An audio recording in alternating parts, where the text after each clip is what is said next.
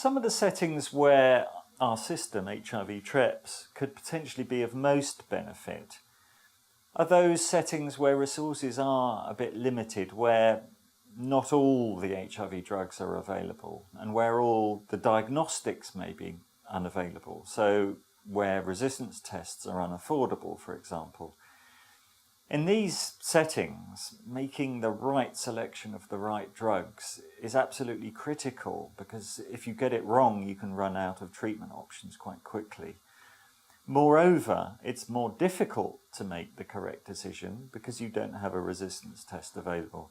So in those settings, using our system that will accurately predict the best combination of drugs that you do have available can be extremely useful. Obviously, it's always difficult, I think, to predict when technology is going to be most used. My own view would be that throughout most of the developing world, the average patient, the average clinician does not have access to resistance testing.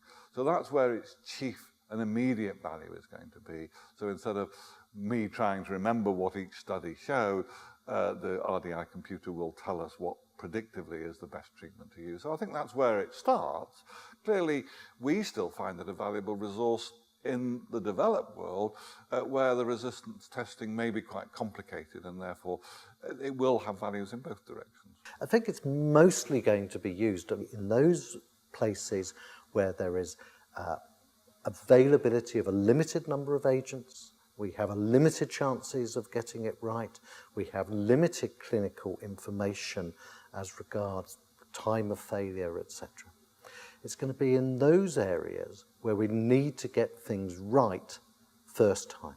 And any information which may actually help that is going to be absolutely vital in our fight against HIV.